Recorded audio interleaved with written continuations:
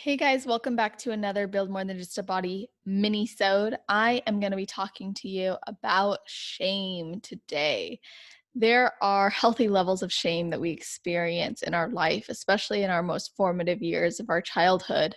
I'm sure you can remember sitting in your classroom and maybe goofing off or doing something wrong and having the teacher get upset with you, or maybe doing something to almost like test your parents, and your parents saying something, a little slap on the hand, so to speak, of this is right and this is wrong, or don't do this and don't do that. And there were expectations, in different places you went. How you acted in your home might have been different than how you acted in a friend's home, or how you ate at the table, when you were out at a nice restaurant versus when you were at the local barbecue might have been different. So, with where I'm going with this is shame is powerful and it's a great tool for us. And it actually was part of our evolution as humans. And without going into too much of the psychology behind this and the evolutionary standpoint of it, I would encourage you to do that yourself. Just look up shame and cortisol, shame and healthy development, and even shame and narcissism. Very interesting stuff.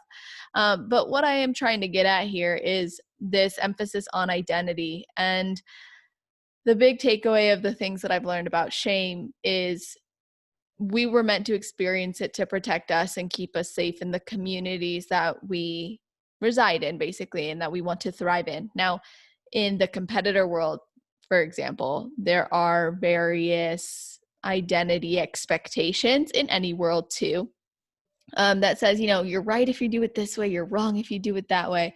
And so as competitors, if we don't fully accept and believe that there are many ways to the end result, then that shame can actually get the best of us. And that's where we can find those feelings of guilt come up, or questioning ourselves, or doubt. I'm going to take this out of context really quickly just to provide even more context. You've probably heard of like mom guilt, right? Or mom shame.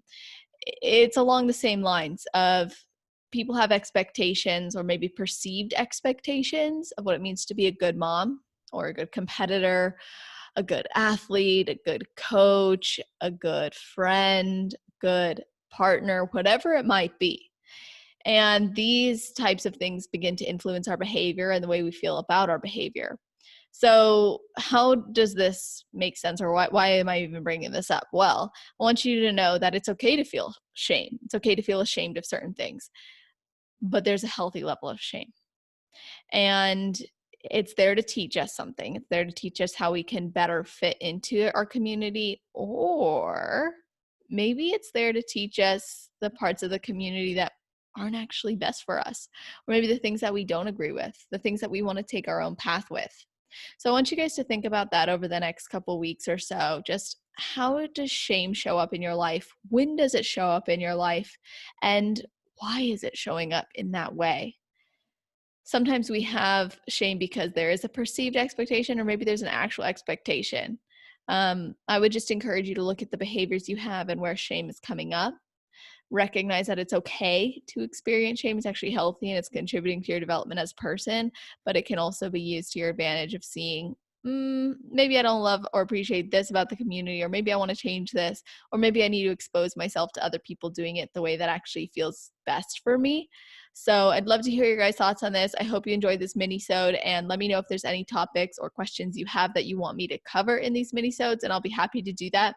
If you don't know, definitely encourage you to check out my on-demand mindset coaching platform. I host monthly group calls for those members as well, which is so much fun. I love talking to my girls.